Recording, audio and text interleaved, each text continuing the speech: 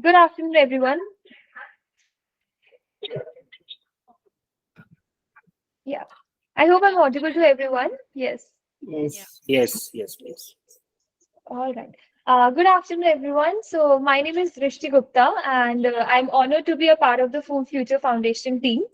Today, as we celebrate our fourth Foundation Day and observe World Food Day, I welcome each one of you, both online and offline, to this special event that holds the theme Water is Life, Water is Food, Leave No One Behind. So, before we begin with our proceedings, let's start with a moment of reverence. I invite you to join me in an opening prayer to seek the blessings for our gathering and the meaningful discussions ahead.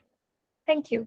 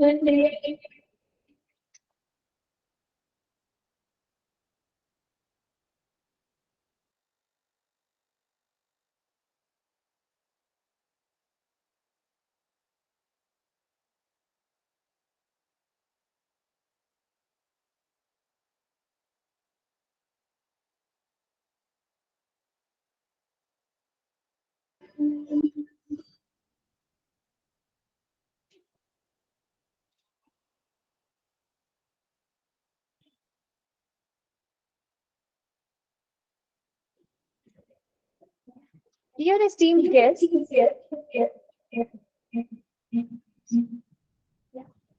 dear esteemed guests, partners, and valued members of the Food Future Foundation community, welcome to our celebration on the fourth Foundation Day, coinciding with the World Food Day on October 16th. Today, we commemorate the Foundation's journey, emphasizing its commitment to transforming India's food system into one that is secure, healthy, and sustainable. The dual approach, addressing both demand and supply, highlights its dedication to fostering a food literate society and driving policy changes. We stand at the threshold of a vision to craft a better food future where access to safe, nutritious, and affordable food is a universal right.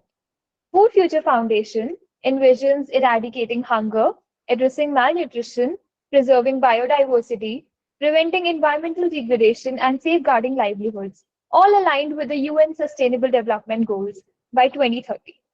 In the spirit of celebration, it's fitting to acknowledge the global significance of October 16, that is the World Food Day.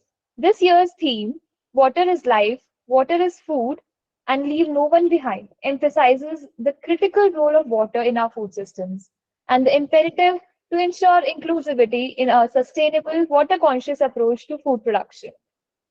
As we look at the achievements of Food Future Foundation and celebrate the global unity of World Food Day, let's recognize the interconnectedness of our actions. Each step towards a sustainable food future contributes to a world where no one is left hungry or deprived. And in closing, let this Foundation Day not only reflect on past accomplishments, but serve as a collective pledge to continue the journey towards a future where our food systems thrive, nourishing both people and the planet. Thank you all for joining us today.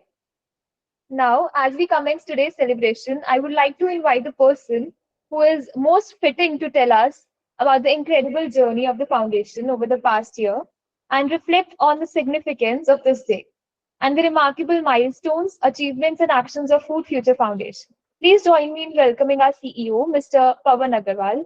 Over to you, sir. So before I make my welcome remarks, let me welcome Mr. UP Singh, Upendra Prasad Singh, my dear colleague and friend, and also former secretary of uh, the government of India in the Ministry of Jal Shakti, and he had the unique responsibility of handling both the departments of water resources and also the drinking water supply, which is the unique experience in civil services that he has got. And in both his roles, he made remarkable contributions to water as we see it in this country. So let me welcome Mr. UP Singh with the bouquet of flowers. Thank you. She wants the photograph.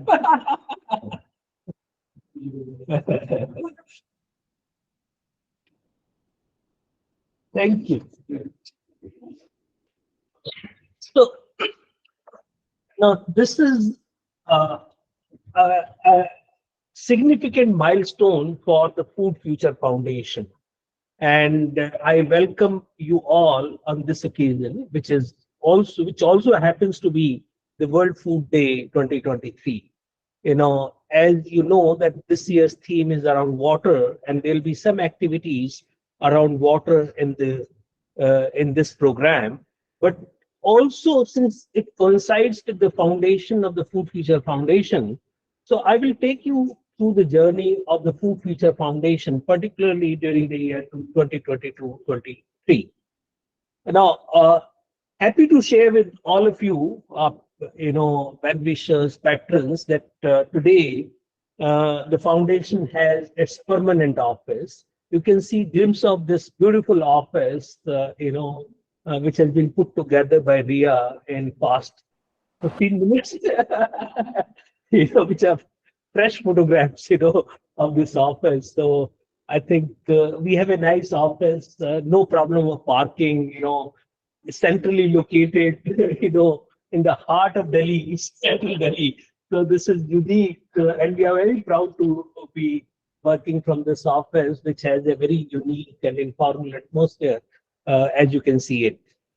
We've also, the office was opened by Dr. Lawrence Haddad, World Food Laureate, and the executive director of GAIN during his recent visit to India. Now, over the last 1 year, we primarily consolidated on what we have been doing in the past, primarily, focused on the issue of food and nutrition education, and we call it food literacy. And this is inspired from experiences around the world, and we are trying to figure out, the gaps in school curriculum around food and nutrition education, and that address those gaps.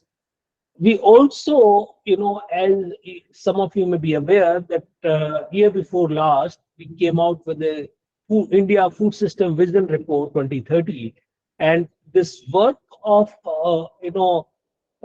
dissemination of the report to a wide range of stakeholders continued during the year. And you can see in this collage, some of the work that we have been doing with children, and also about dissemination of the food system report. Further, as again, you may be aware that we did benchmarking of agri-food businesses in partnership with CII a couple of years ago, and that partnership with the CII, along with World Benchmarking Alliance and Food Foundation of UK, went a step further, and we did training and capacity building of experts and resource persons from industry to build competences around ESG, environment, sustainable, and governance. which has become a very important benchmark, particularly for big food companies around the country and around the world. So this is consolidation of our ongoing initiatives.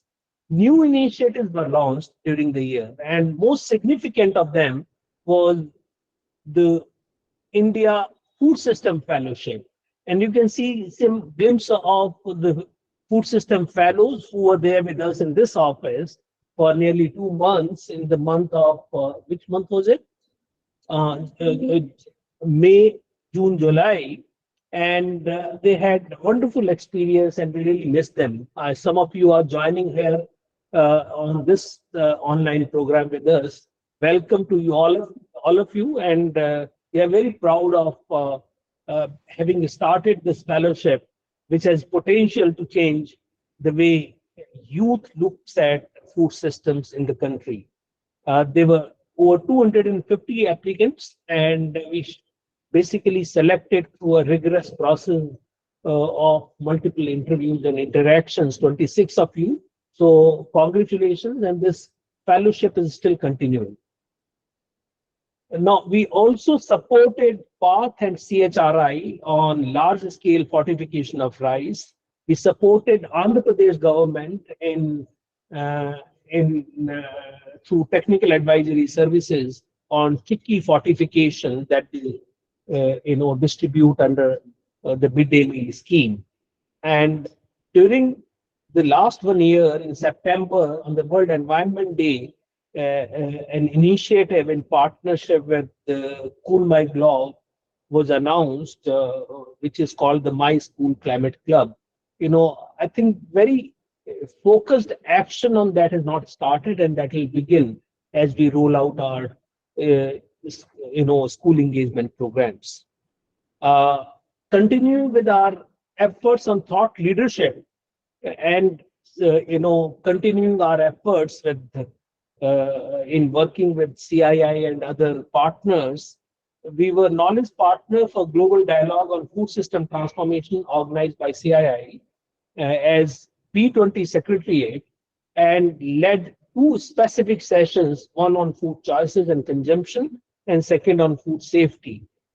The highlight of this engagement was a delegation from US and Japan, which focused on how food and nutrition education is being handled in Japan, particularly the experience of Japan with Shokyuku, which is food and nutrition education, is really remarkable. And we are working with the agencies in Japan so as to foster a more deeper engagement with Japan in the area of food and nutrition education. Now, in terms of partnerships and outreach, we signed several agreements during the year. Significant being Dr. Madan. You can see from SVT College, SNDT University, we had signed agreement with Country Delight, and Country Delight has fortunately provided us very competent, senior person on secondment basis. Manisha is here with us. She has been working with us for last 1 year or so.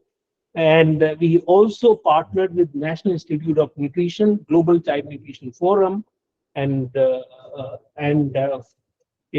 health systems, people-centric health systems foundation led by Dr. Chandrakant Lahiriya. In order to give visibility and credibility to the work of the foundation, we have been participating in, national and global, forums. Significant being the World Food Supplement Forum held in Copenhagen, International Congress on Nutrition held in Tokyo, and a special session on healthy food environments in Berlin. Finally, and most significant achievement of the last 1 year has been, quick and swift movement towards formation of a coalition for food system transformation in India, in partnership and with the support of the German government, the GIG, and the first workshop around formation of the coalition was held in June, and the second workshop, which was more elaborate consultation workshop, in which many of you participated, was held very recently on 5th and 6th of October 2023. As we move forward, on 4th of November 2023, uh, you know, during the World Food India 2023, on 3rd to 5th November at Pragati Maidan, a formal launch of the coalition will take place in the afternoon of 4th of November. You are all welcome to join the launch of the coalition. So with this, once again, I thank all of you to join us, for this program at a very short notice. Thank my colleague and distinguished, expert in the area of water, Mr.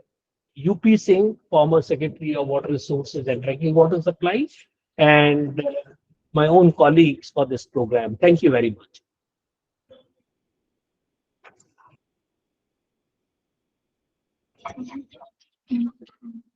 Thank you, sir. That was a welcome worth waiting for. And now that we are all in good spirits, let's move forward with the program.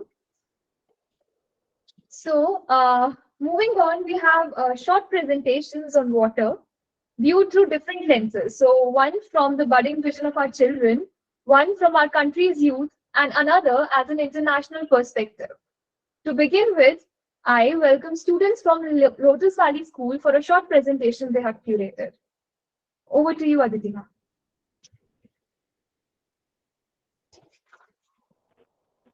Thank you, Drishti. So I invite the Lotus Valley budding, young voice to be part of this. And I'm going to share my screen, and I'll invite Arnav to take it over from here from me, please.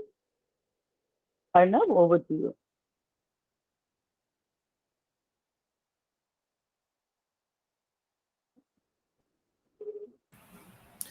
On the occasion of World Food Day, with the theme of 2023 being Water is Life, Water is Food, Leave No One Behind, I extend a warm and splendid welcome to respected dignitaries, fellow mates, and all of you present here today on 16th of October 2023. It's our privilege, on behalf of Lotus Valley International School, Gurugram, to be the voice of children and share our thoughts on a vital element of our lives that's as precious as it is fascinating: water, the blue gold. भोजन की कहानी में राजा है पानी. These wise words symbolize a rather basic yet often overlooked aspect of our health: hydration. I am pretty sure every one of us here has heard that timeless advice from our mothers, right? Beta or pani piya karo. And you know what? As always, we should listen to our mothers. They are pretty much like walking, talking water experts. Which brings me to hydration's key merits, including increased cognitive functioning, regulation of body temperature and blood pressure, detoxification, and so forth. Anyways, how do we stay hydrated? We all know our water consumption should be 3 to 4 liters of water every day. But how about we explore the innovative and exciting concept of eating water? It states that you can increase your hydration levels by consuming water rich foods, particularly water rich fruits and vegetables. These are not only delicious, but also packed with water, vitamins, and minerals. Examples include watermelon, cucumber, strawberries, broccoli, oranges, and many more. Moving on, let me share quite a staggering figure. 75% of Indians undergo some degree of water deficiency, typically called dehydration. Water deficiency could also cause some serious complications: dizziness, fatigue, seizures, organ failure, shock, and eventually death. These are all linked to various degrees of dehydration. I finally understand the age old saying, Jal hai to Jeevan hai. However, it is quite overwhelming to think 1 in 3 people worldwide are devoid of clean drinking water. Over 10,000 people die every year due to dehydration when households continue to waste precious water. It is crucial to recognize that pani barbad matlab jeevan barbad. Yes, Arnav, water definitely is important for the human body. But do we have clean water? Is the water available today really free of disease causing germs? स्वच्छ भारत तो हमने सुना है, पर हमने आखिरी बार स्वच्छ पानी कब पिया था? When I talk about clean water and sanitation, I'm referring to the establishment of biotoilets, prevention of open defecation, uniform availability of water, disease free water, and creating more toilets, especially for women and girls. The concept of sanitation and water is not limited to just the availability of water and cleanliness of surroundings. It has deeper problems and situations connected to it. जैसे बच्चे कई बार school इसलिए नहीं जाते कि कोई साफ या फिर साफ छोड़ो पर बेसिक टॉयलेट भी नहीं होते हैं। यह अब इनकी एजुकेशन को इफेक्ट करता है और इलिटरेसी बढ़ जाता है। We can also state an example of how poor sanitation affects the health of a person. A single glass of unclean water can lead to diseases that may even cause death. So, when we really think about it, clean water and sanitation is so important to achieve because it is directly related to the citizens of a nation, and a country can develop only when its population is happy and healthy. Because at the end of the day, it is the citizens who take their countries to great heights. स्वच्छ पानी के बारे में तो हम समझ गए, पर अब हम इस पानी को कैसे बचाएं? Ma'am, if you could go to the next slide. क्या आप जानते हैं कि water is the most important resource? Even when scientists look for extraterrestrial life, the first clue they look for is the presence of water. Water is the only resource that fuels life on our planet. So it is only fair that we conserve water and make use of it judicially. But what are we doing instead? Water crisis is a looming threat in many countries, including India. I'm not here to elaborate on how water can be conserved, क्योंकि इधर सब जानते हैं कि पानी का बचाव कैसे होता है. Then where does the problem arise? The main problem is that despite the deteriorating conditions, changes are not being brought about, and the policies made are not having enough impact. Even today, after awareness campaigns and the introduction of so many policies, 30% of the total water requirement per person per day is wasted in India. Water is most consumed in sectors such as industry and farming, and awareness should be spread among them specifically. While awareness campaigns have been held, the audience is mainly people of urban localities. We fail to consider that most of the Indian population is a part of these sectors, and so educating a few of them will have very little or even no visible impact. And why make us children bear the brunt of water tables going down with time?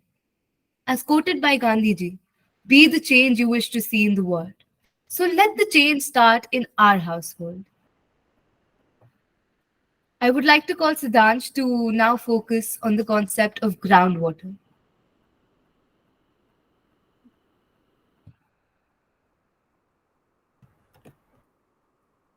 I totally agree with you, Vidita. The points you stated regarding water conservation and clean water are definitely worth noting. But do you know what is one of the key sources of clean water on our planet? It's groundwater, and it is essential to preserve and recharge it. It plays a crucial role in our lives. Understanding aquifers and water recharge is vital. Aquifers store water and require replenishment to sustain life. Groundwater depletion, exacerbated by factors such as overpumping and climate change, poses a grave threat. To combat this issue, various methods like rainwater harvesting and watershed management help recharge groundwater. Community efforts involving local participation are instrumental in preserving this precious resource. Wetlands also significantly aid groundwater replenishment. Sustainable agricultural practices like efficient irrigation can conserve groundwater. Protecting groundwater quality is essential for public health. I actually came across a success story of groundwater recharge from a water scarce state. Can you guess which state I'm talking about? It's Apna Rajasthan. Unbelievable, right? The state government initiated a project called the Jal Swavalamban Abhiyan in January 2016.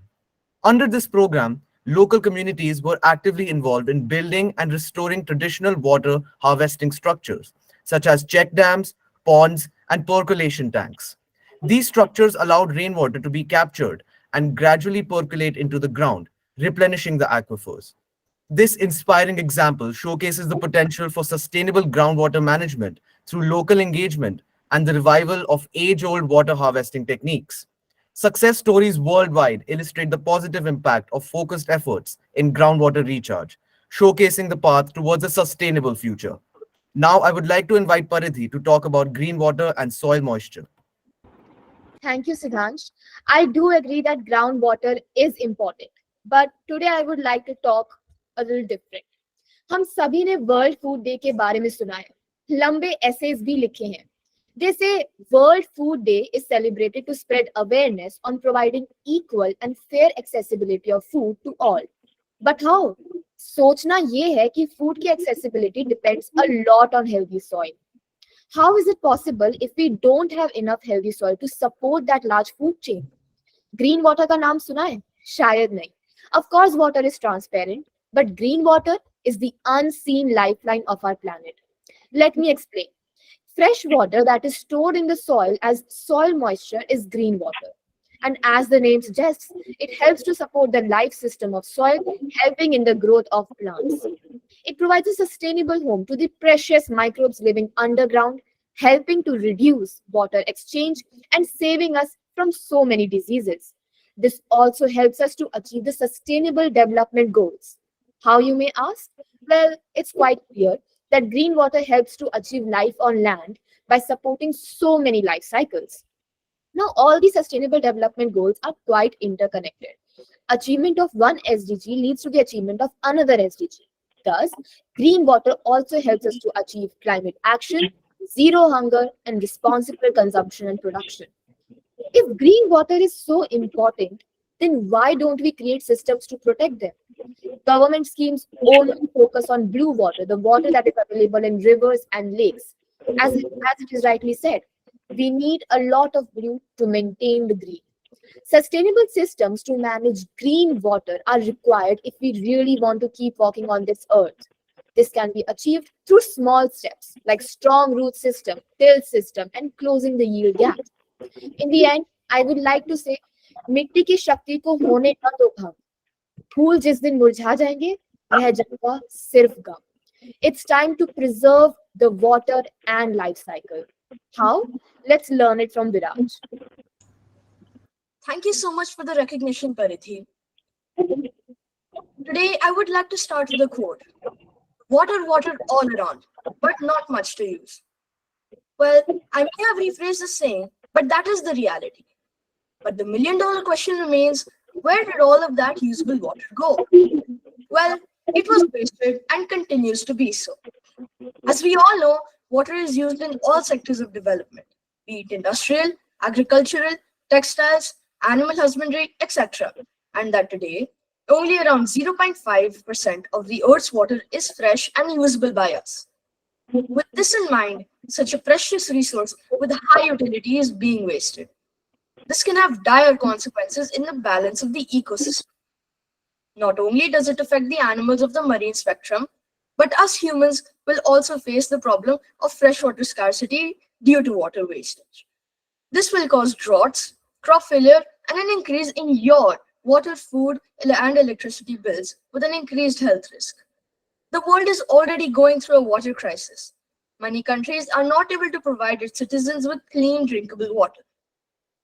India is estimated to become a water scarce nation by 2025, shown by a report in 2019 from Niti Aayog. It has been estimated that by 2040, 1 in 4 children worldwide will be water deprived. These are alarming numbers. With the points stated so far, it makes it more vivid that water is truly our blue gold and needs to be conserved. Now, with all that is said, I would like to leave you with the question. Are we truly utilizing water to its fullest extent, and are our careless acts worth some of the consequences? Thank you. Now, I would like to invite Vansh to further speak on the topic. Definitely, Viraj. The way we are utilizing water will not only have consequences today, but in the future too. That is why I will be talking about quenching thirst and fueling tomorrow. जल है तो कल है, जल है तो जीवन है, पानी और जीवन। इन सब से हमने पन्ने तो बहुत रंगे हो गए, पर अब वक्त आ गया है वक्त बदलने का। We have all talked the talk. So let's start walking the walk by promoting water safe practices and sustainability through the UN recognized SDGs. लेकिन ये बात ध्यान में जरूर रखिएगा कि ये रास्ता आसान नहीं है। अब या तो थोड़ी मुश्किलें अभी सह लेते हैं या अपने बच्चों का जीवन मुश्किलों में डाल देते हैं। The choice is yours. Since we are talking about the future, it will be almost hilarious to leave out artificial intelligence, primarily because water conservation with the help of AI is one of the few ways to ensure sustainable water practices. One of the other reasons why sustainable practice aren't in practice are the lack of awareness among the people, which is helped by lack of action by authorities. At the end, changing the unfortunate condition of water is only possible if we fight it as leaders by exhibiting leadership skills. The issue of water scarcity and sustainable water practices is not only restricted to one territorial institution, but the entire world. And thus, the ideals of Vasudeva Kutumbakam can too be achieved when we come together as one unit and say no to the wastage of water and promote sustainable water practices. Ladies and gentlemen, the sad reality of today's world is that many of us still follow a kal ho na ho mentality, while the youth is left wondering कि अगर ऐसा चलता हो तो शायद कल ना ही हो. It's time to draw the line. This generation is where one of the biggest catastrophes known to life on earth stops. We will bring the change. Because I don't want my child going to sleep thinking whether they're going to wake up in the morning. Do you? बूंद बूंद से सागर भरते तो है, पर अब सागर को भरने का वक्त आ गया है. So please use water judicially. Lotus Valley International School, Gurugram, signing out. It was indeed a very insightful and informative presentation. We would also like to take this momentous occasion as an opportunity to announce our foundation's annual awards as our annual tradition. So, beginning with the Lotus Valley School, we would like to thank Ms. Anita Malhotra, Principal, Ms. Ritu Java, Vice Principal, along with students of Lotus Valley School. And now I would like to invite Mr. Pawan Agarwal to say a few words. So first of all, you know, heartiest congratulations to Lotus Valley School. You have again been amazing. I think I was listening to what you said, and there were great insights. And how did you manage to get all that and put it so, you know, so emphatically, so beautifully in presence of this, though small but an important audience, is incredible. Congratulations. So last year we started a tradition of recognizing and rewarding our partners uh, in our work on an annual basis on occasion of the Foundation Day. First recipient of the Food Future Foundation Award was, Madam Sunitra Rode, who has been assisting us, helping us in putting together the food literacy curriculum. Continuing with that tradition, this year we decided to give this award to jointly to Aditi Malhotra and Lotus Valley International School. Uh, since they are not available in person here with us, so we will announce this award, and the award will actually be given on occasion of the launch of the coalition led by Food Future Foundation on 4th of November. I'll request Manisha to read out the citations briefly and then we'll move on. So, good afternoon, everyone. In tribute to unwavering dedication and path-breaking endeavors in the realm of education, recognizing the school's commitment to making food literacy an integral part of every student's journey, and for exemplary display of the curriculum at the prestigious National Foods Coalition workshop organized on 5th and 6th October 2023, acknowledging the pioneering efforts that have not only elevated educational standards but have also asserted the community leadership and global inspiration. Saluting the visionary leadership of Ms. Anita Malhotra and her commendable team, under whose guidance the institution has emerged as a beacon of progress and change. The Food Future Foundation proudly confers upon Lotus Valley International School, Gurugram, this annual award 2023. May this accolade serve as a symbol of our deep appreciation, respect, and hope. We wish that your enduring legacy and shared vision inspire institutions worldwide, fostering a more food literate and sustainable future for generations to come. Once again, congratulations, Lotus Valley International School.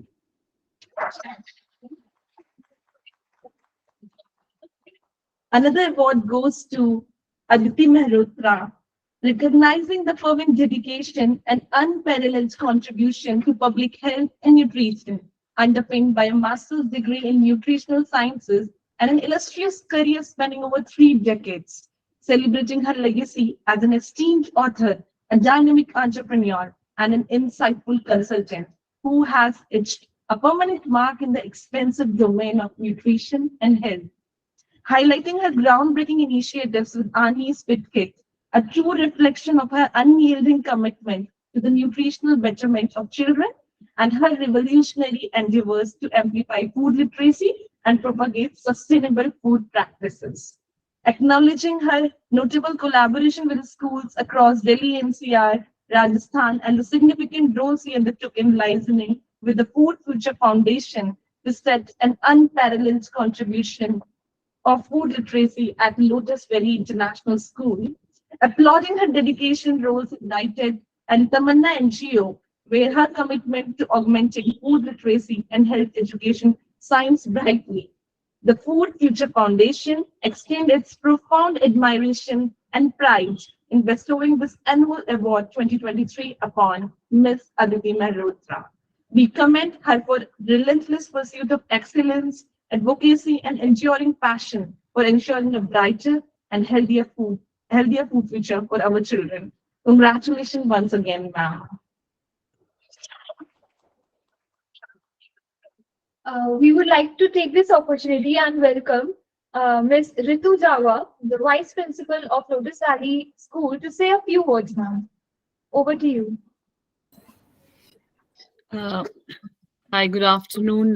Good afternoon, Mr. Agarwal, and to all the esteemed members and also my fellow student, my dearest students from Lotus Valley. I think I'm a little overwhelmed with this. So before anything, I would, on behalf of our Director Principal, Anita ma'am, I extend heartfelt gratitude to the foundation, to Mr. Agarwal for recognizing the efforts of not our school per se, but also our students much so, because for the last couple of years, or maybe I would say since its inception, the school has been propagating and professing the very, very essence of good health, fitness and health and hygiene. And with every year, we understand the importance of ensuring that it is a message which is widespread, not only to the community or to our school per se, but to even go beyond it. So we've been taking not many initiatives to take this thought forward. And I would only like to thank Aditi for being a very important and a pivotal part of this initiative all the while. And you've been with us, Aditi, for so many years to ensure that our children from pre-nursery years up till higher grades are much involved in understanding the importance of eating well, preserving well, and also with this year's theme as water as a part of the resource, as a part of the food system. I think it's so essential. While you've been talking to the kids and you've been working with them all through the process, I have understood the essence of water and the importance of it. While one of our students said that we've grown up with our mother telling us that keep drinking water and pani pina bahut zaruri hai.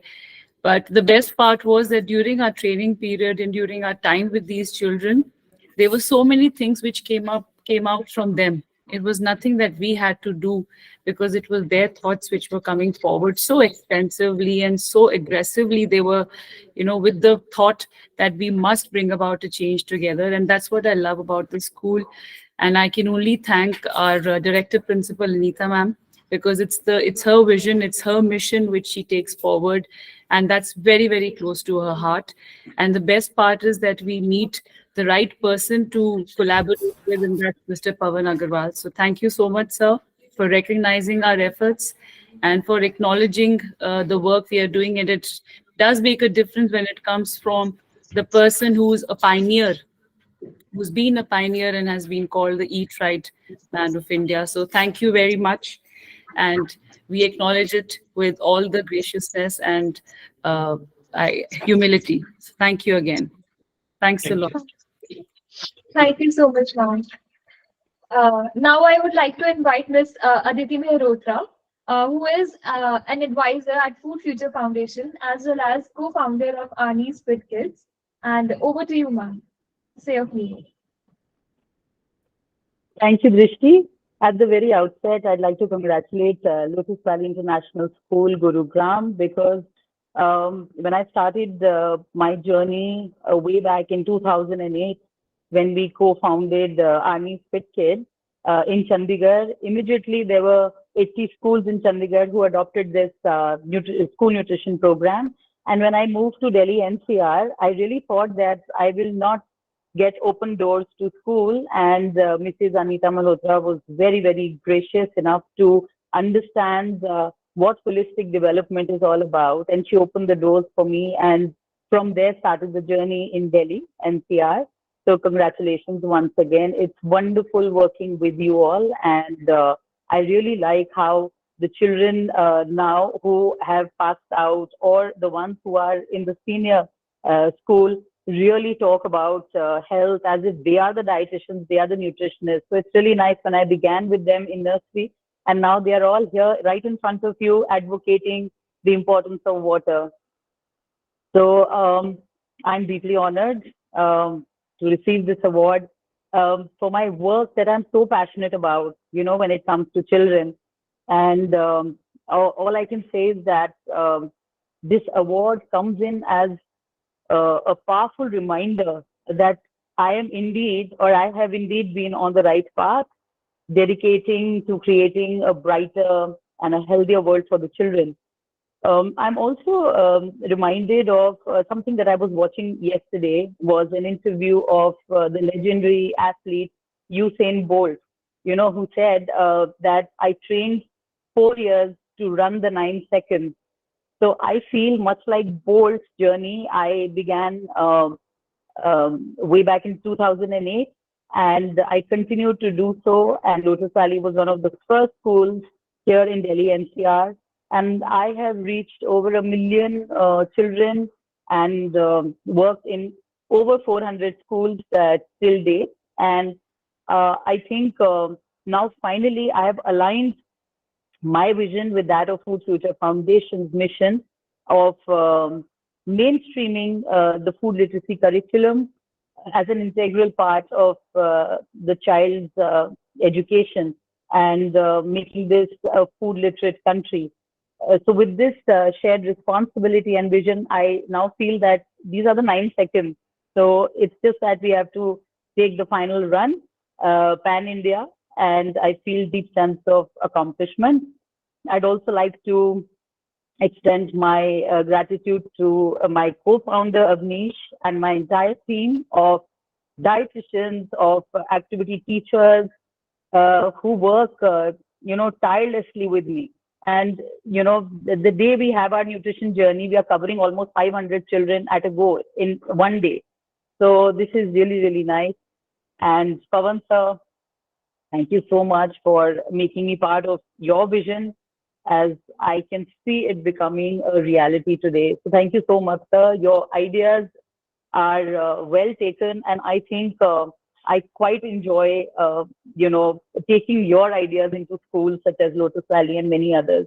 And this is just the beginning, and I'm sure you're going to sprint with me in the last and final 9 seconds. So thank you so much.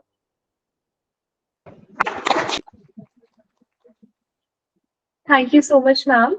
It was indeed uh, it was indeed a momentous occasion to celebrate these awards of excellence. And moving forward, uh, with this, I now invite Ms. Bhavna from our team, who has been coordinating with various academic institutions and our youth leaders around the country. And on today's occasion, she'll do a poster presentation of water-related initiatives received from universities and colleges around the country. Over to you, Bhavna. Um, a very good evening to one and all present here. My name is Bhavna. On the occasion of the fourth Food Future Foundation Day, I extend my heartfelt appreciation to our esteemed online and offline participants who have actively engaged with us. We have successfully connected with universities, colleges, and schools across India, fostering a community dedicated to the future of food. So I would like to point out something during the Coffee National Workshop event.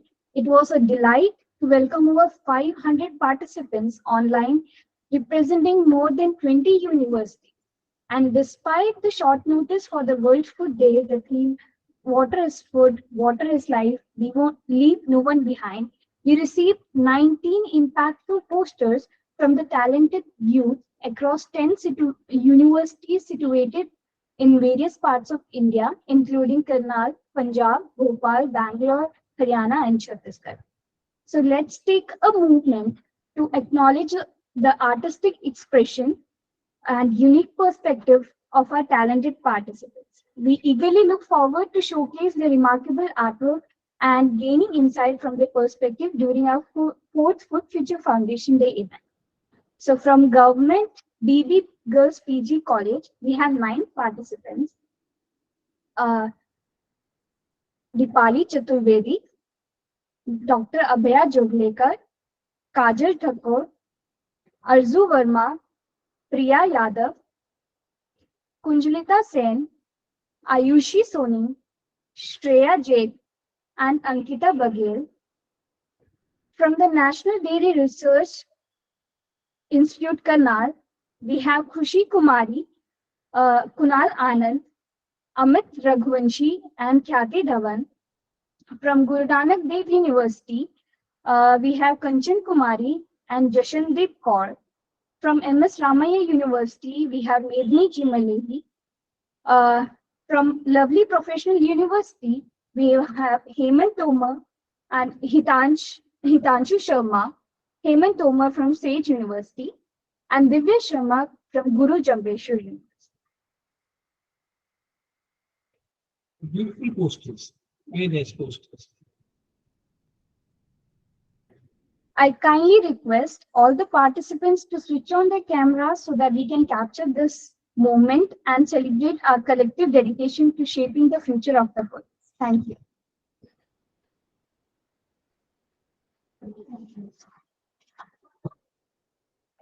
I would request all the participants to turn on their cameras. We'll have a group photo.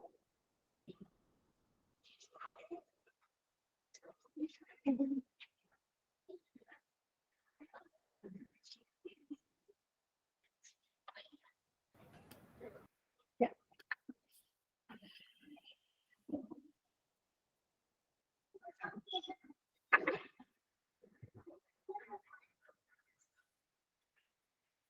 Thank you, Bhavna. Now, without a further ado, I would like to invite our special guest at FFL to add on a global perspective with respect to today's theme. Ms. Meera Kanda. She is currently studying human nutrition at University of Copenhagen, Denmark, and is here in India for one of her projects while working with the Novo Nordisk Foundation. We welcome you here in our office, Meera.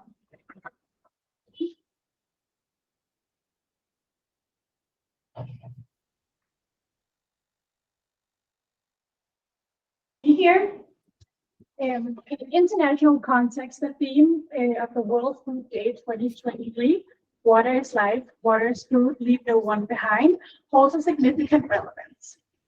The 7 lenses through which we view the critical relationship between water and food security, along with their associated activities, provide a blueprint that extends beyond national boundaries and are a universal principle that can be applied worldwide. So the first theme, hydration. The fundamental importance of water for human life and well-being transcends borders. Ensuring that every individual has access to clean and safe drinking water is a fundamental right and a shared responsibility for every nation. Activities here could be organizing community hydration awareness drives, distribute refillable water bottles, and host hydration challenges. The second theme, the lens, water conservation. The global population is steadily increasing, and so is the demand for food. Sustainable water use practices are vital not only for our generation, but for future generations as well. Water saving techniques and efficient agriculture practices are essential for worldwide. Activities could be hosting workshops demonstrating water saving cooking techniques and promoting efficient appliances. The third lens, water recharge and groundwater. Groundwater is our hidden treasure beneath Earth's surface and is crucial for agriculture, ecosystems, and human consumption. Countries around the world must actively work to replenish and protect these valuable resources. This can be done by establishing community rainwater harvesting projects and promote permeable surfaces in urban areas. Green water and soil moisture. The health of the soil and its capacity to retain moisture and critical components of food security everywhere. Promoting organic farming and sustainable land management practices is an international concern. This could be done by having workshops on organic farming, mulching, and other practices that enhance the soil health and moisture retainment.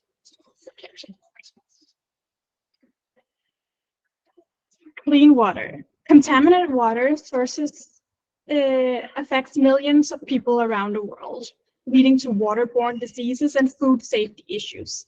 Ensuring water purity from source to table is a common goal for all nations. Here you can distribute water purification tablets in vulnerable areas and host educational campaigns about boiling and safe storage of water. Number 6, waste no water. The scarcity of fresh water is a global issue, and every drop saved today contributes to the food security of tomorrow. Responsible water use and innovative water recycling solutions are shared objectives. Citing community challenges to reduce household wastewater and showcase innovation in water recycling could be ways to deal with this. And last but not least, youth for water stewardship. The youth are the future leaders and guardians of our planet. Encouraging their active involvement in water and food security is a global necessity, not limited to any specific region. Together, these 7 areas emphasize the intrinsic link between water and food, urging collective action to ensure that we protect and value water. We also ensure food security for all. In summary, the 7 lenses and activities highlighted for World Food Day 2023 underscore the global nature of the challenges related to water and food securities. These issues do not respect national borders. They affect people all around the world. Thus, it is essential for nations to collaborate, share knowledge and best practices, and work together to ensure that everyone, regardless of their geographical location, has access to safe water and an adequate food supply. This international perspective reminds us that the quest for water and food security is a shared mission that requires collective global action to leave no one behind. Thank you so much. Thank you. So great. It's so good.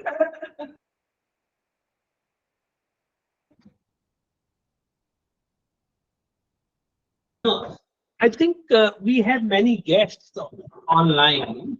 Even though there was one session around global hunger report, given that Dr. Shankar is not able to join us, I'll talk about it a little bit. But before I speak briefly on Global Hunger Report, let me turn to our online participants and kindly raise your hands if you want to make a point. But otherwise, I'll call. Is do we have Ishi Ghosla online with us? Ishi, would you like to say something? Ishi, yeah. Yes, yeah, I'm there, Pavanji. Yes, please. Uh, So, Let us begin with you. well, I am absolutely thrilled to be here on this occasion. And first of all, my greetings to all of you who are listening on the World Food Day. And also, it coincides with the 4th anniversary of the Food Future Foundation. So, my congratulations to the entire team. All I'd like to say is that the team, with dedication, absolute commitment, and passion above all, which is most needed, FFF has been really moving ahead and trying to find a roadmap to achieve positive health through changing food systems and making it sustainable. And it's at its core, the values which it has upheld include coalitions, food literacy, inclusivity, and innovation. It has managed to not only ignite adult minds, but several young minds. And I'm sure that in the years to come, this is going to have a ripple effect. And very soon, with all the efforts and the good energies that come with it, we will all be eating better and living in a better ecosystem. And collectively, I think we are working towards that. And I would just like to say that we have the heart in the right place. And just a heartiest congratulations once again to this team with very, very unique vision. And together, as a part of it, we will make a difference. So congratulations once again, and thank you for having me, Pavanji.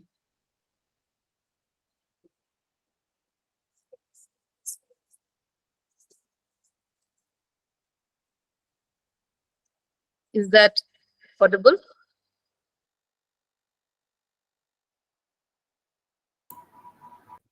You're on mute.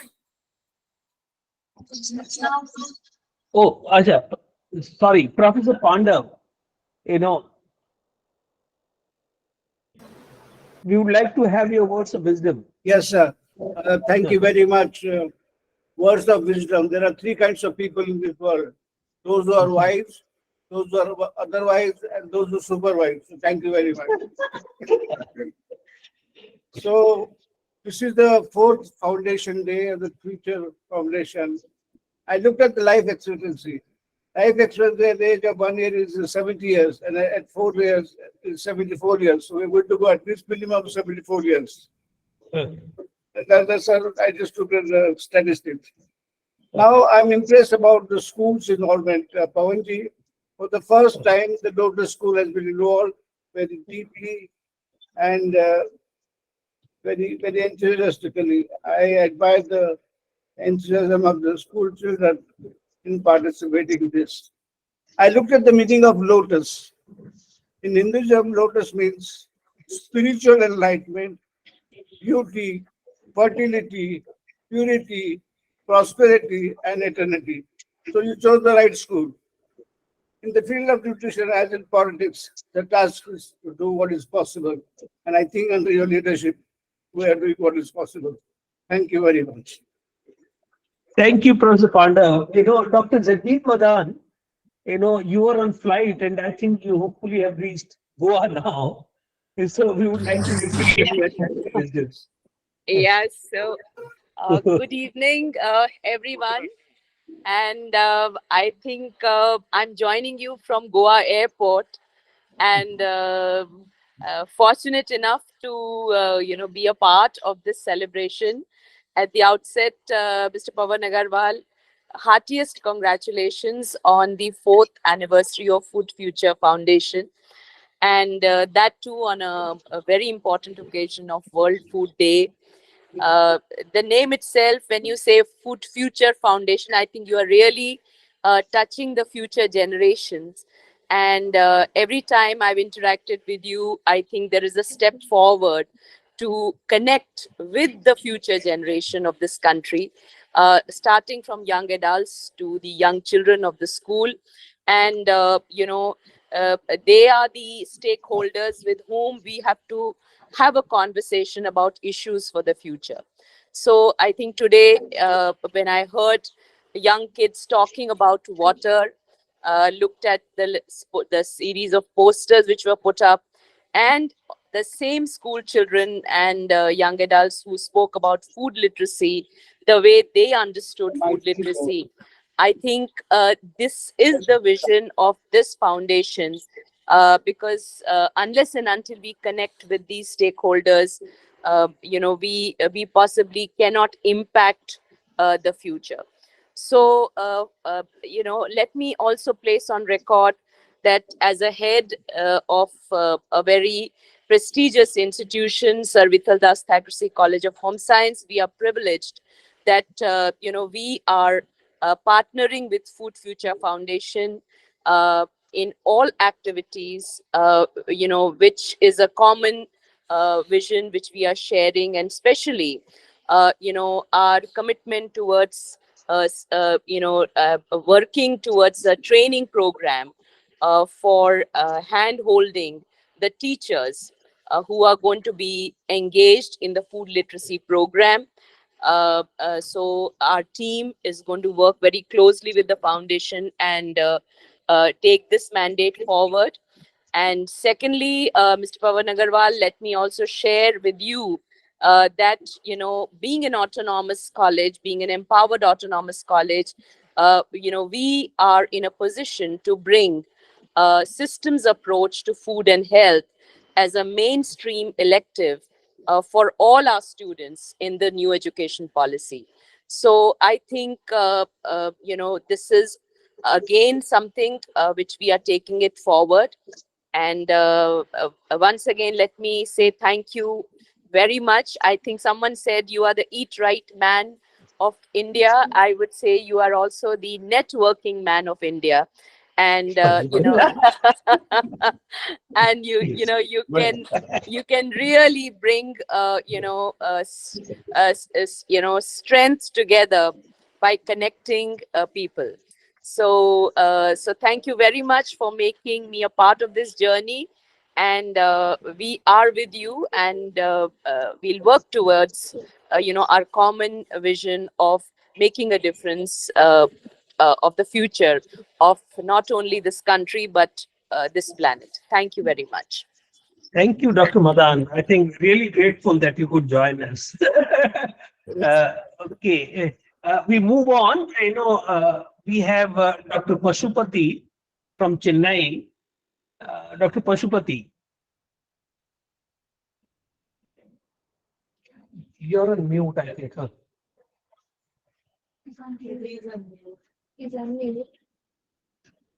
No, we can't hear you, Dr. Pashupati.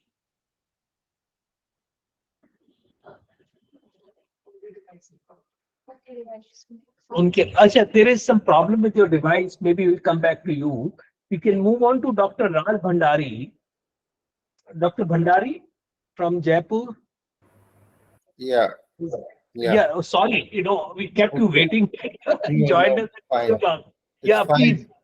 So, Dr. Pawan Agarwal, it's a pleasure and a delight to be with you all to celebrate the World Food Day, and which also happens to be the Food Future Foundation's Foundation Day. So it is an absolute delight that you are sensitizing our younger generation and this would really bring about a generational shift. I often say that we have not borrowed this planet, we have not inherited this planet from our ancestors, but we've borrowed it from our children. So it is important to have a very healthy and sustainable planet for future generations. Dr. Agarwal and myself, we were discussing about the Global Hunger Index report, GHI, the other day, and it came to my mind that it is rather paradoxical that we have the largest social safety net program in the world, and also we are food surplus, and despite that we are labeled as 111, down way below most of our neighboring countries like Pakistan and Bangladesh and Ceylon, Sri Lanka. So I just wish to flag a certain, while GHI is a composite index of 4 indicators, 3 of those indicators are actually not related to hunger. The second is that it would be wiser to bring about a household food insecurity index, which has been developed by FAO to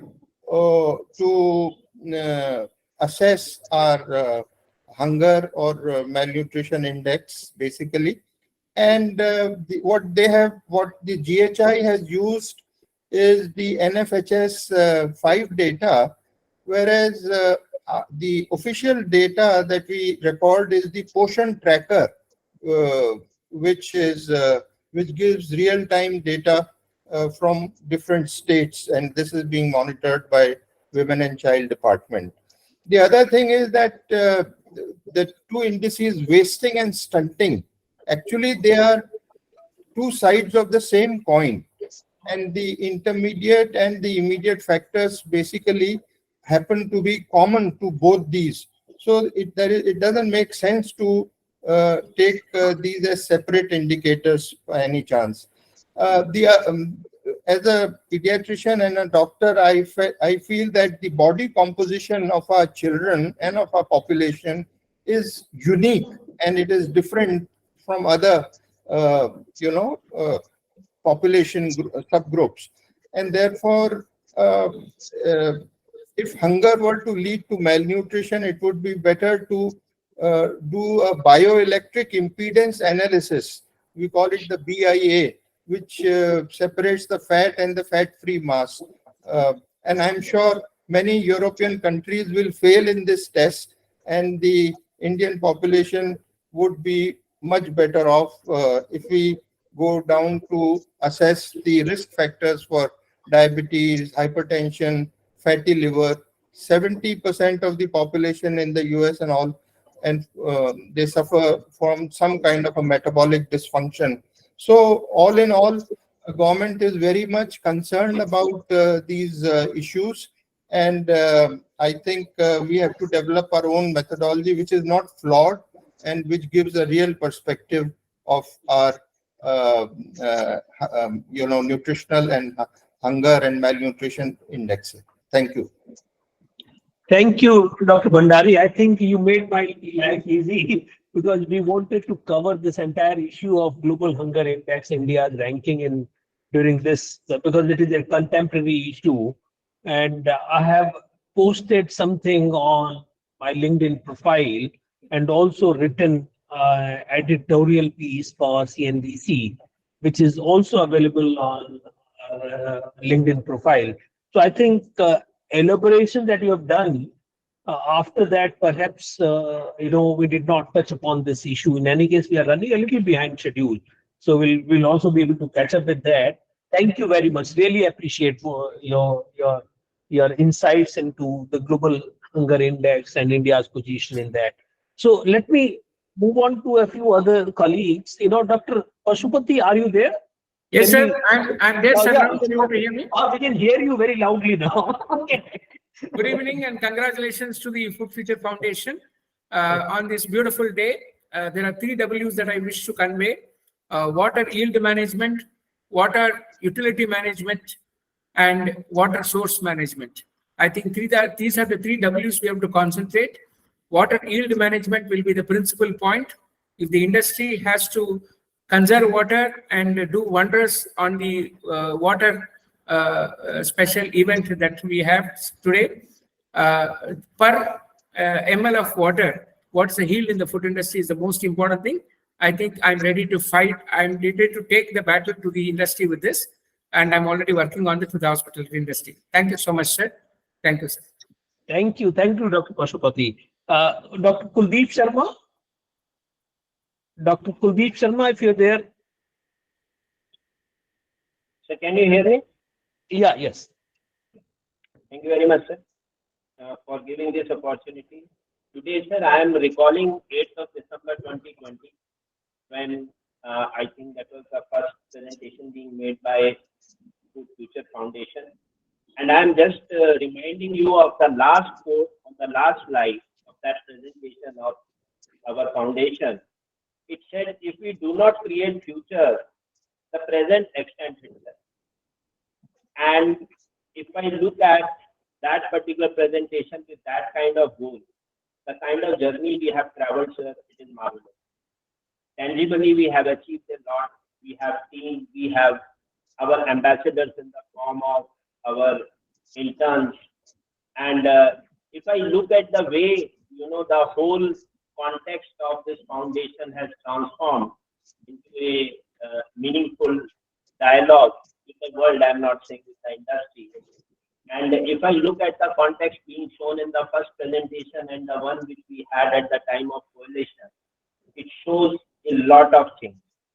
And that actually shows that there is a lot of learning behind.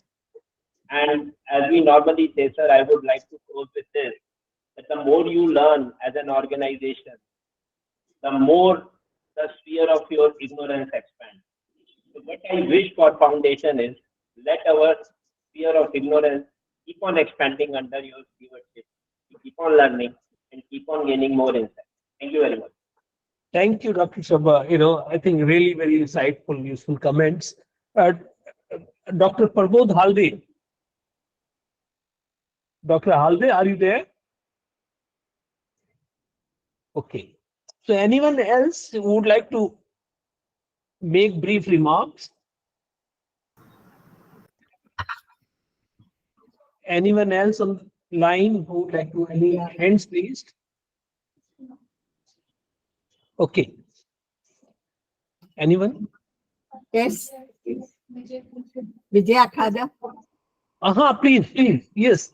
Yeah, you are the first one to join us. Please, madam, please. Yeah, okay. Hearty congratulations to you and your team for the wonderful work on this Foundation Day. And I really appreciate the younger minds, the way they have projected the future needs of our country. And because it's very, very, unless we work together to solve the problems, we really thank the green revolution, yellow revolution, white revolution, blue revolution. Now we are in the pink revolution. One side we talk about the abundance of the food availability, and other side we are talking about the malnutrition. How to overcome all these things? In spite of having the good resources, manpower, intellectual capacity, but still we are talking about how to overcome the malnutrition. Now, malnutrition means it's not only the undernutrition, and now we have to be worried about the overnutrition also. That is also coming on the way. Not only stunting and what you can just wasting. The overweight is really a sort of the bothering us.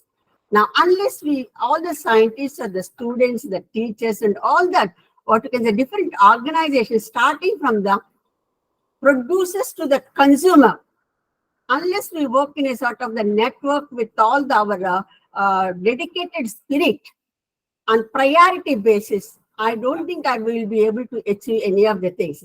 That's what I'm just trying to, because I'm really appreciating the younger minds, how they have projected the beautiful slides. I'm really, really happy. I'm very fortunate to see this thing. And they are the torch bearers to improve our nutritional condition, or maybe the nutritional status, health security and the food security, whatever we talk about it. One side we are talking about the abundance of the food availability. Another side we are talking about the malnutrition, food wastage, losses, How to overcome all these things? This is a big millennial question mark unless we work with a good commitment. That is more important, with a lot of connectivity, including everyone, every organization. Thank you very much for providing me this opportunity. Thank you, Dr. Agrawal. Thank you very much. Thank you. Is there any other? Huh? Dr. Saluja, would you like to say something? Saluja Saab. Professor Saluja from. Am I audible, sir? Yeah, you are audible. Sir, so my hearty congratulations and good wishes only. And as my colleague Dr. Kuldeep Shara mentioned, you are providing us a good learning opportunities. So I'm very grateful for all the activities which is being taken by the WFFF. My sincere congratulations and thank you. Thank you. Thank you, Professor Saluja. We really appreciate your presence and your comments. So any other comments from any colleagues who are present here? Would you like to say something before I hand over to Nandini to introduce our keynote speaker? All right. Over to you, Nandini. Sorry, we are behind, 5 minutes behind. Actually.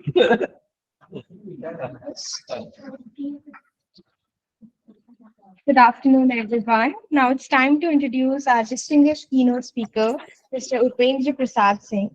Beginning with a humble background in his early education from a small village, he went on to join one of the premier Indian Institute of Technology, Kanpur, where he earned his bachelor and master degree in engineering. After completion of his education, Sir Upendra Prasad Singh chose to serve the nation by joining Indian Administrative Services. He is a 1985 batch Indian Administrative Service Officer of the Odisha cadre. Notably, Sir Upendra has held significant position within the Government of India, including pivotal position in the Ministry of Water Resources and River Development and Ganga Innovation, where he served as Additional Secretary and is a Mission Director for the National Water Mission. Later, he took on the role of Director General for the National Mission for Cleaning Ganga in October 2016. He has played a crucial part in shaping policies and initiatives aimed at improving access to clean drinking water, sanitation, and sustainable management of India's vital water resources.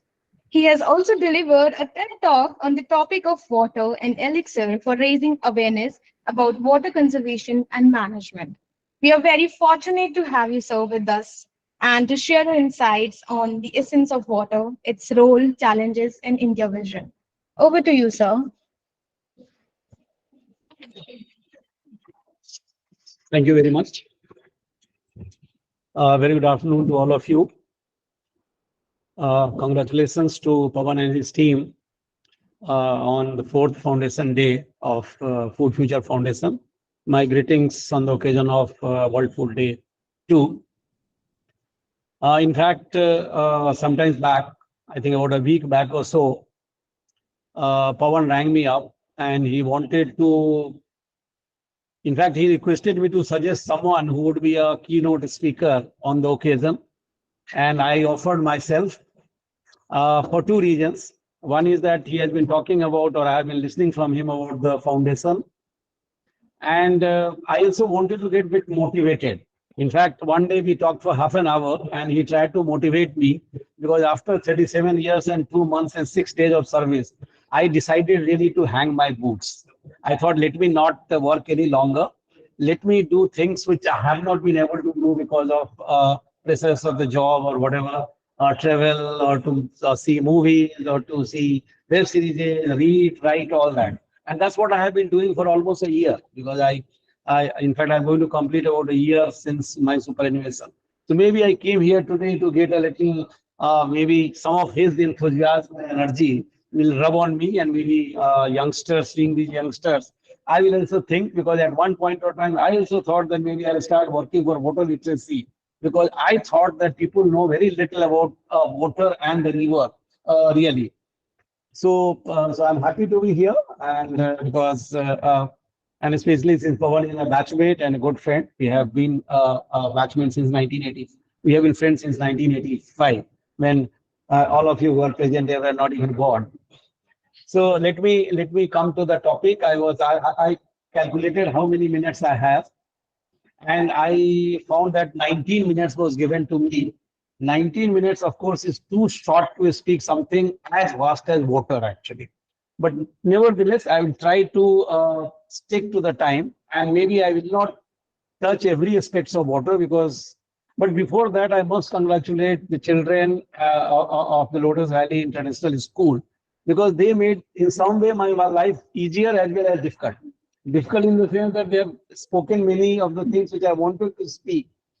So anyway, excellent presentation. Thank you very much.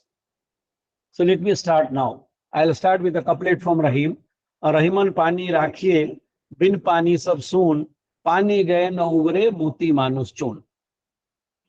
Someone said water is a lecture of life. Someone says that Jal Hi Jeevan hai. Someone said already that without water, there cannot be any life on this earth or any planet. That's true. But when you talk today of, you hear the word water, if someone tells me that, okay, when you hear the word water, what comes to your mind first? And chances are that the thought which will come to your mind would be water scarcity or water crisis. This is perhaps the first thing that will come to your mind. But then everybody talks about how per capita water availability has been going down.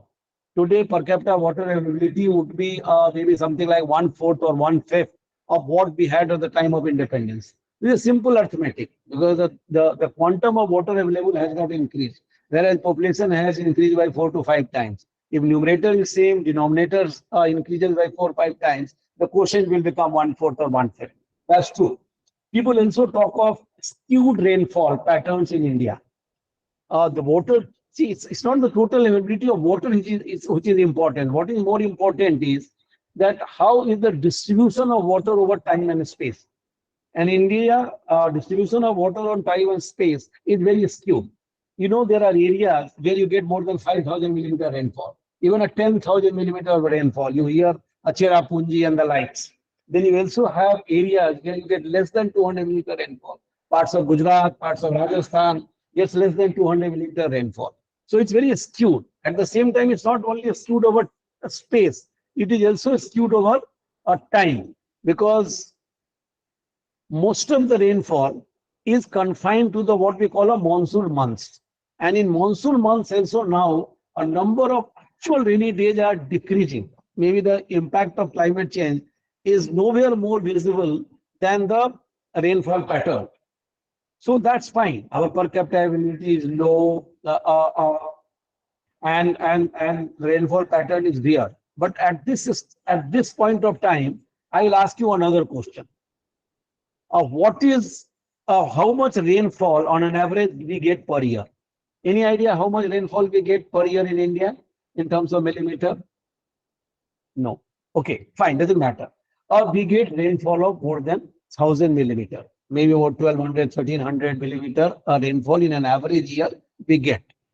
Now, today, then I'll also ask you, do you have any idea how much Israel? See, today Israel is in the news for bad regions. I'm not talking of that, but Israel is always known for managing its water very well.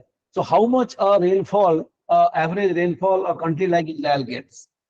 Less than 500 millimeter.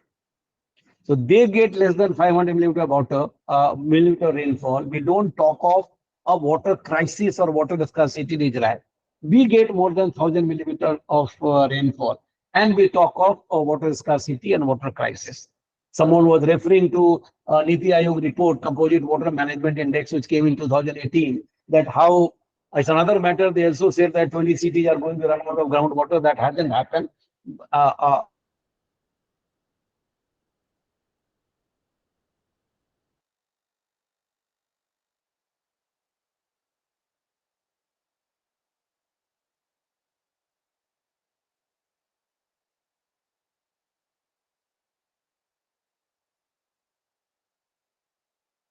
Our country should really face the kind of water scarcity or water crisis which we are talking of. So what is the difference between, let's say, in India and the Israel? And that is not That is because the way they manage water and the way we manage water. So it is not the total availability of water which is important actually. What is more important is how we manage our water. Now, when we talk of water management, we talk of two things actually. What we talk of supply side management and demand side management. Now, supply side management is akin to increasing your income, and demand side management is akin to reducing your expenditure. So when you do a busting in the house also, what you do is either you try to increase your income or you try to reduce your expenditure. So basically that is what we call a supply side management and demand side management. Now what has happened that in India, the emphasis always has been on supply side management. It's good that some children did talk about the reducing the water consumption and all that, which is a demand side management. So we have been in India talking of supply side management mostly. In fact, there is a term you must have heard, Temple of Modern India. Now we mean slightly different. Even my institutions from where I come from, IIT Kanpur, could be regarded as Temple of Modern India. But when this term was first used by Pandit Jawaharlal Nehru, he basically, when they laid the foundation stone of Bhakra Nangal Dam, then he used this term as Temple of Modern India. So these big dams, they are called temples of modern India. They have played a lot of role in India's food security, bringing green revolution and all that.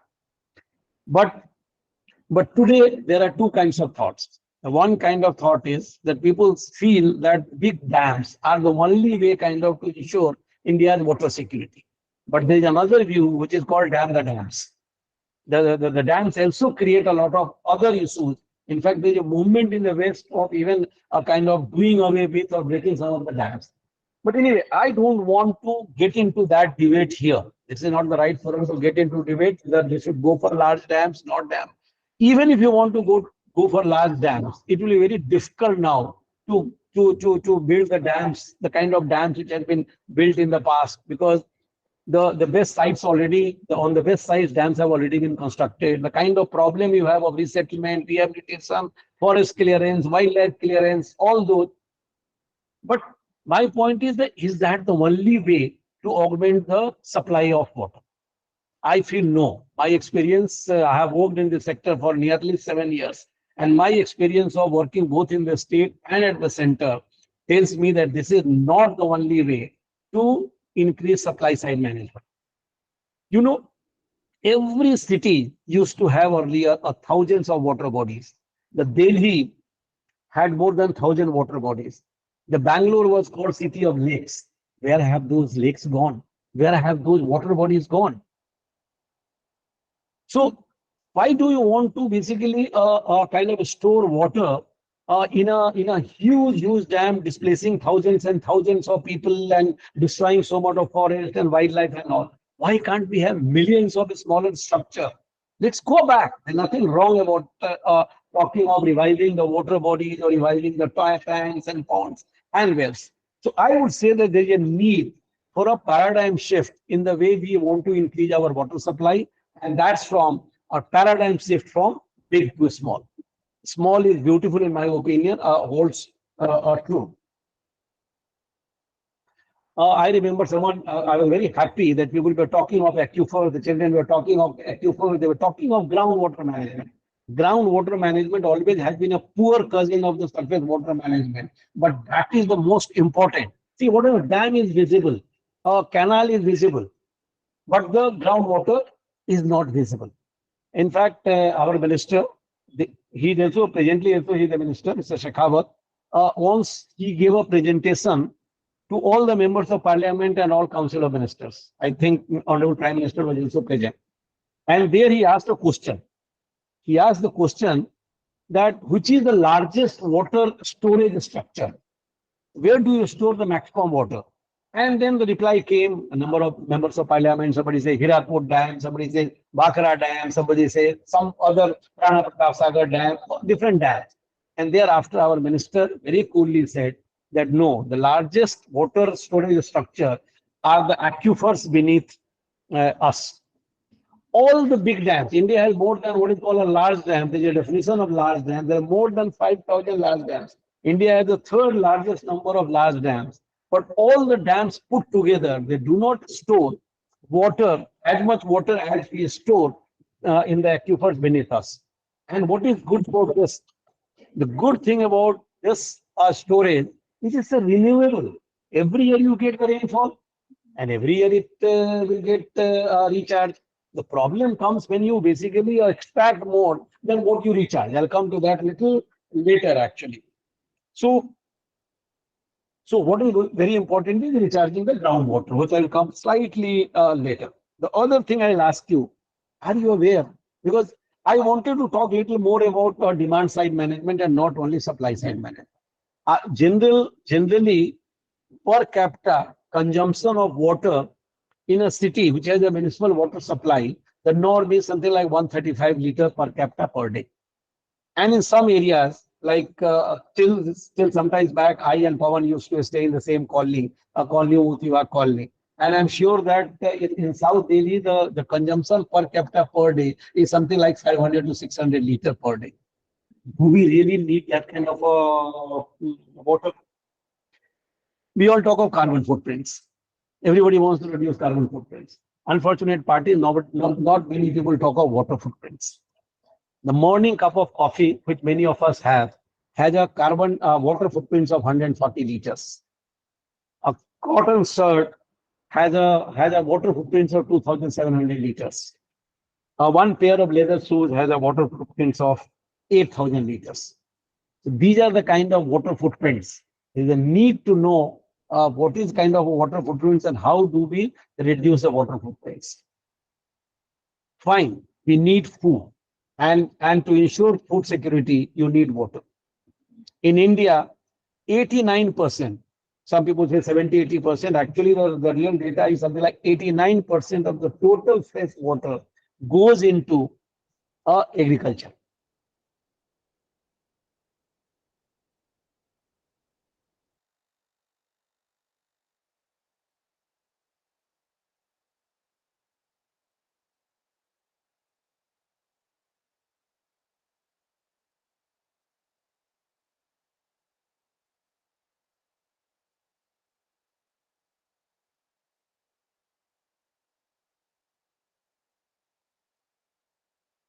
So that's what we do. See, a lot of people will talk of, paddy is a water guzzler crop. I say paddy is not a water guzzler crop. It is a water tolerant crop. ये पानी को tolerate कर पाता है. Maybe a maize will not tolerate the way a paddy crop will tolerate. तो ये तो वही है ना कि आपको 2 ग्लास की प्यास लगी है, आपको 4 ग्लास पानी पिला दिया जाए. तो क्या होगा भाई, आप उल्टी करोगे, आप बीमार हो जाओगे. तो हम तो ज्यादा पानी दे दे के पौधों को बीमार कर देते हैं. And that's why your productivity goes down. You know how a productivity increases when you have a drip irrigation or very sprinkler irrigation, because you give only that quantity, optimum quantity of the water which is needed by that crop. So, and what is the water use efficiency in agriculture? It's something like 35 to 40%. That means we consume in agriculture 2.5 times more water than we really should consume. So even if you save 10% or 20% of that, I think that would be enough water for the need of everyone. Because how much IL you need, basically, even industry needs not more than even less than 10% of the total water that we have.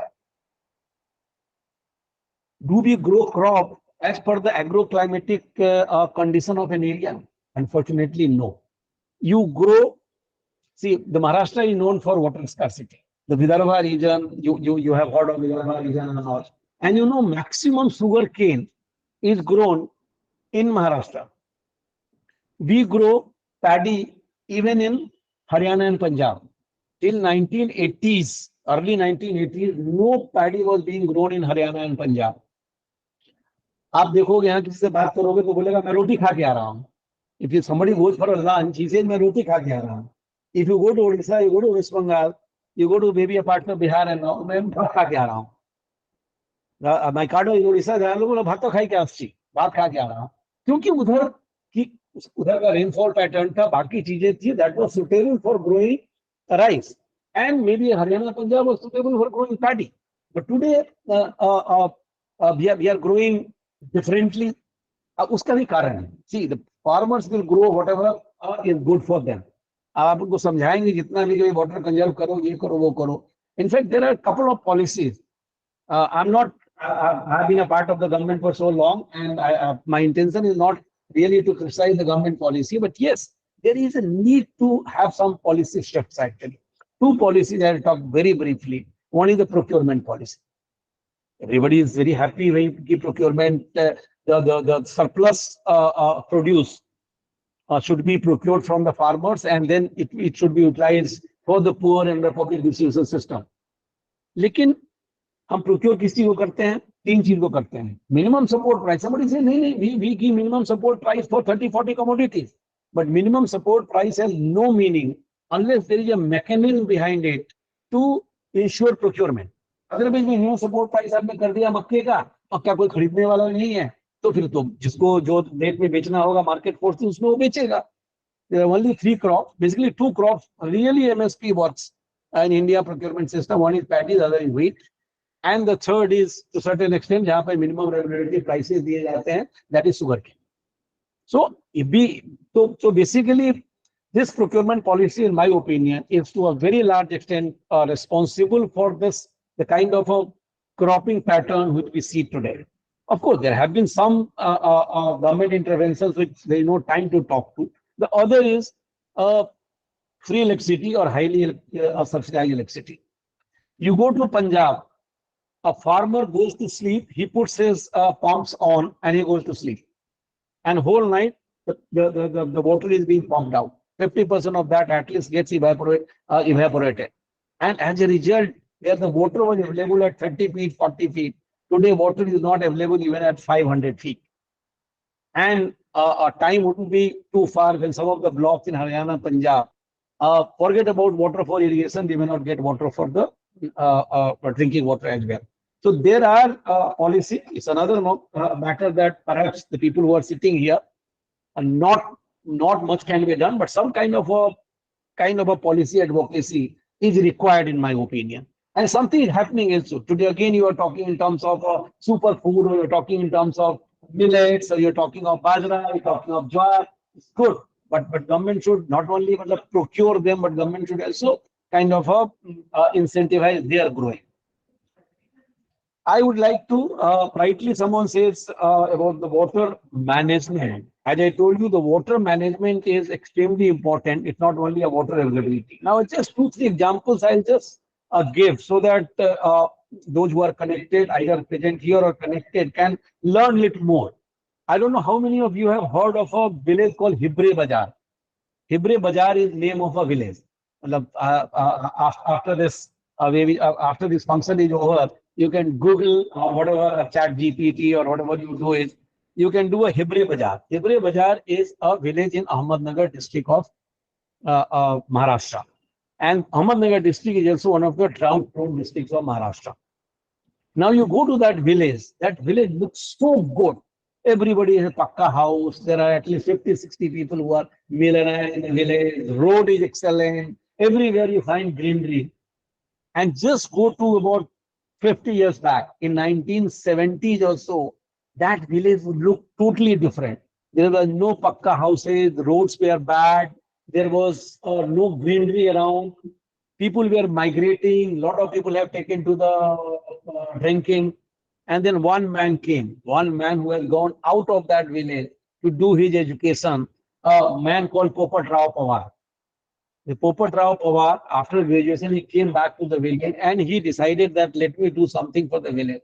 And all he did was basically he worked for water.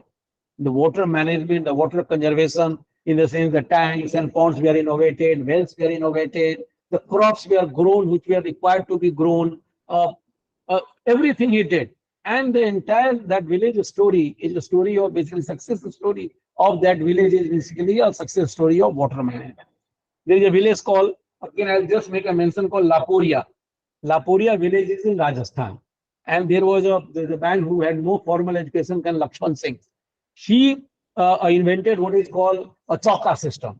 Chauka is just like a kind of a chokor, a gadha or trench for a water conservation. And today, not only his village, there are about 58 villages near his village. They all are water sufficient, and only because of small interventions. When I was Secretary of Water Resources, I went twice to a district called what is Banda. Banda district is in Bundelkhand region. Again, Bundelkhand is also a region which is known for water scarcity. And I went to a village called Jakhni village. Now that's called a water village or Jal Gram, Jakhni. In fact, there was a gentleman whom I kind of brought to the limelight, and I was very happy. Last year he got a Padma Shri. Uh, uh, mm, from that Jakhni village, a man who was having basically a kurta pajama and a gamcha. And you know what he had done in the village? He has done a merbandi. Merbandi is basically a खेत होता है ना, खेत के चारों तरफ basically मेड़ बनाया जाता है, बंड्स, you can say the बंड्स. And उसका मेड़बंदी का ये था कि खेत पे मेड़ और मेड़ पे पेड़. दैट वाज द स्लोगन कि हर खेत के ऊपर एक मेड़ हो और एक मेड़ पे भी एक पेड़ लगा. And we also have, in fact the other slogan which also we also gave under Jal Shakti Abhiyan and all was घर का पानी घर में, खेत का पानी खेत में, गांव का पानी गांव में. पानी को बहने नहीं दो, पानी जहां है पानी को वहीं पे रोक लो, kind of. We came with a slogan called catch the rain where it falls when it falls. And so based on all these kind of examples, government came with what is called Atal Bhujal Yojana. Atal Bhujal Yojana is basically groundwater management scheme. Basically, the major thing is participating in groundwater management. It's a village. The villager who decides कि भाई हमारे गांव में कितनी बारिश हुई, गांव का पानी कितना बह के गया, गांव का पानी कितना रहा. So he does what is called a water busting. He does water busting, and then he makes basically a plan. If there is a deficit budget, then he works accordingly, or surplus budget, he works accordingly. So these examples I gave only that we need to kind of replicate and multiplicate these kind of examples. And if we do that, there is no reason why the kind of water scarcity or water crisis which we are talking should really befall us. I would talk of, generally, you know, a couple of more things I would like to talk here. One is that we all learned what is called 3 R's. In school days or college days, we learned, I don't know why they are called 3 R's, because they say reading, writing, and arithmetic is called 3 R's. But there are 3 R's of water. The 3 R's of water are basically reduce, recycle, and recharge. Reduce, recycle, reuse. But then 2 more R's, I always, whenever I had got an opportunity to talk to, I always talk of 2 more R's. The 1 R is recharge. धरती माँ को पानी पिलाओगे, धरती माँ आपको पानी पिलाएगी. This is the basic funda of recharge. आज के दिन में आप सुनते हो urban flooding. Urban flooding doesn't generally take place because of the river. Couple of years back, Patna was badly flooded, and that is not because the Ganga water reached the Patna or entered the Patna. It was the rainfall. Of course, you have a rainfall earlier, 400 millimeter rainfall would be in 10 days, and it will have a different impact. If same 400 millimeter rainfall you get in 1 day or 2 days, it will have a different impact. Where does the water go? The earlier water either used to either used to seep inside the earth, or maybe it will go through different kind of channels to different water bodies. हमने क्या किया, water bodies खत्म कर दिए. जो water bodies को जाने का channel था, उसको भी हमने इंक्रोच कर दिया. कहीं पे रोड बना दिए, कहीं कुछ बना दिए. और तीसरी चीज हमने की, हर जगह हमने कंक्रीटाइज कर दिया. हमारा डेवलपमेंट कंट्री का मतलब होता है कंक्रीटाइजेशन. जहां जगह मिले कंक्रीट कर दो. अब पानी जाए कहाँ? पानी आपके घर में घुसेगा. That is why the urban flooding is taking place today. The third R, which is very important, is recharge. And the fourth R, I always say, is basic respect. We must respect water. India एक ऐसी country है जहां हर occasion पे, very important occasions, water used to be worship. हमारे मंत्री जी कहा करते थे कि ये देश जो है वो जल को जगदीश मानने वाला देश है. But over a period of time we have, हम कहते हैं पैसे को पानी की तरह बहा रहा है. आज इसकी मतलब पैसा तो नहीं बहाना चाहिए, लेकिन पानी तो बहाने की चीज है, पानी तो वेस्ट करने की चीज है. So the fifth R, I always say the fourth and fifth R, in my opinion, is no less important than the earlier 3 R's of reduce, reuse, recycle. The recharge and the respect is equally important. So I feel that a country like India, which has more than 1,000 millimeters of rainfall, cannot be a water scarce country if we manage our water well. It has to be a water surplus. And if all of us, I have not dealt with what government is doing, right from Jal Jeevan Mission to a national water mission, to carry the rain campaign, to whatever it may be, what are the state's initiative. In fact, one of the state initiative was mentioned in the presentation, that Mukhyamantri Jal Swavlamban Yojana of Maharashtra was mentioned. Every state almost has similar kind of things. Lot of district magistrate collectors are doing. Lot of municipal corporations are doing. In fact, when I was Secretary of Water Resources, I have started a monthly series of what called Water Talk, which is still going on. Every month we used to have a Water Talk. Every Saturday I used to talk to 4 district magistrates to know about what kind of water initiative they have taken actually, apart from all these Catch the Rain campaign and Jal Shakti Abhiyan and all that. So with all that, what government and government functionaries are doing, if the people at large will join hands, because I always say that water is too precious to be left to the government to manage. So we all have a role to manage, and if all of us work together, there is no reason why our country should go to the doomsday which many of people have predicted. And I'm happy, in fact, that time also I had certain reservations with Niti Aayog report, even though I was some way part of it. They say that 21 cities are going to run out of groundwater by 2021 or something, or 22.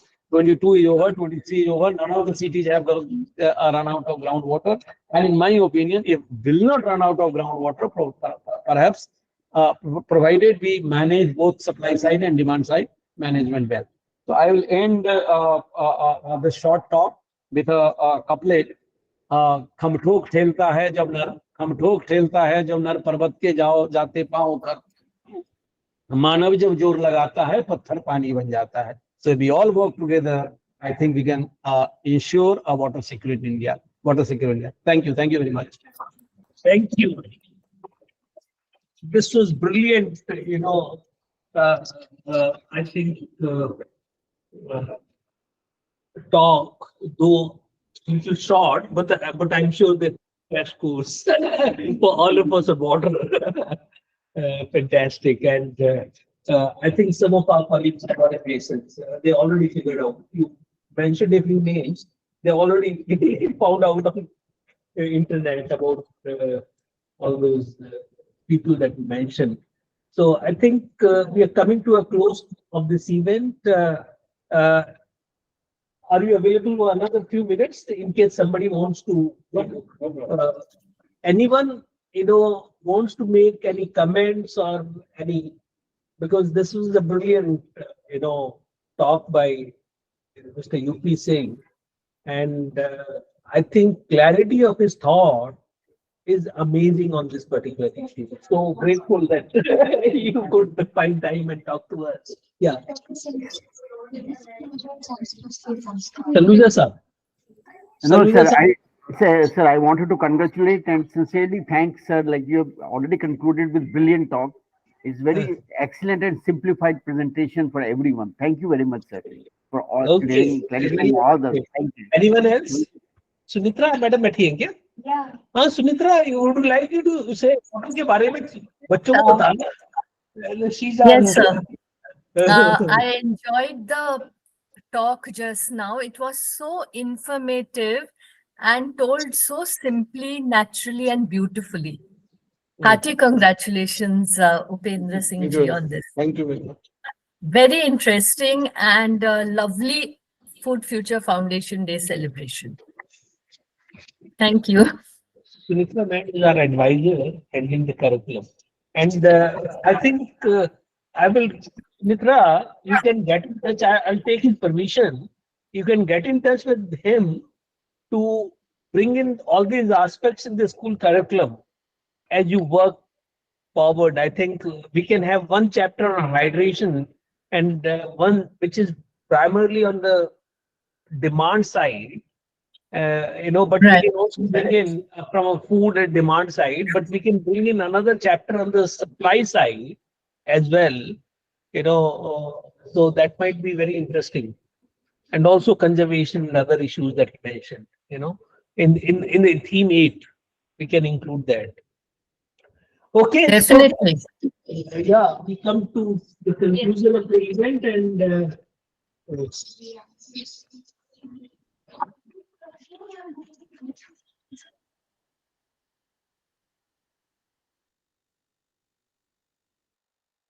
Sir, may I ask a question?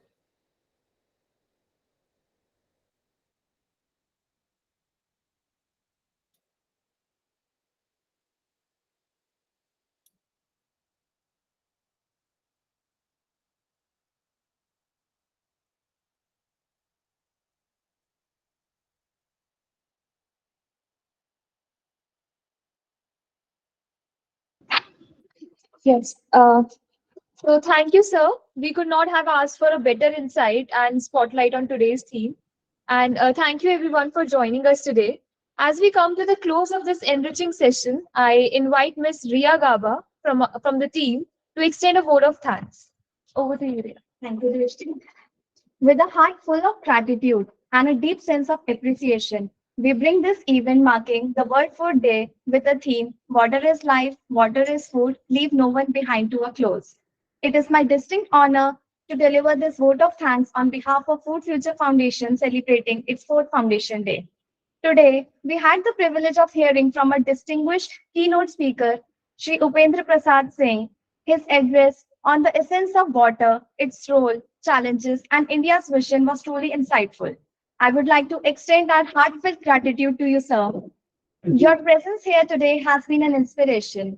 Your wisdom and dedication to sustainable solutions are genuinely appreciated, making this event extraordinary.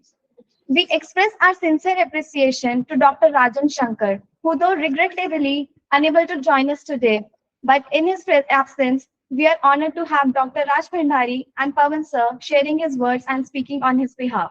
Thank you, sir, for taking us on a journey through the Global Hunger Report 2023, shedding the light on India's ranking in the Global Hunger Index. Special appreciation goes to the young talents from Lotus Valley School, Gurgaon, and students from various universities and colleges from all over India who have enriched our discussions with their poster presentations and passion for the cause. This reminds us that it's our youth who will shape the future.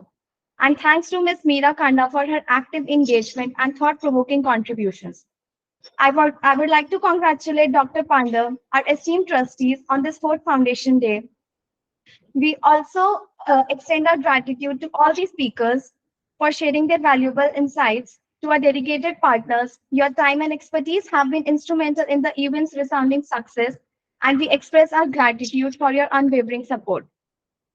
Last but not the least, our appreciation extends to every member of the audience, both present here and those who joined us virtually. We hope the discussions today have ignited a sense of responsibility and inspired you to make a difference in your own capacity. Thank you, Pawan sir, and the entire Food Future Foundation team for your dedication and collective efforts in ensuring the remarkable success of this event. Congratulations to you all on this fourth Foundation Day.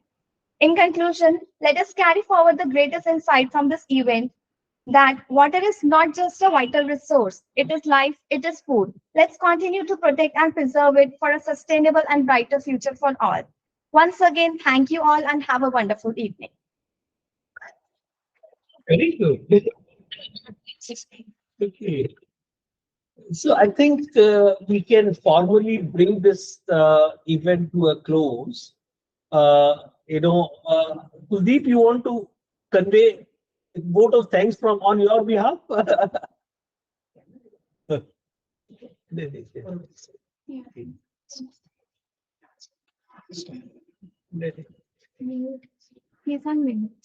Okay, ठीक है. All right. So we bring this event to a closure. Thank you very much. Thank you everyone for joining us here today, and wish you all a very happy World Food Day with focus on water. Thank you.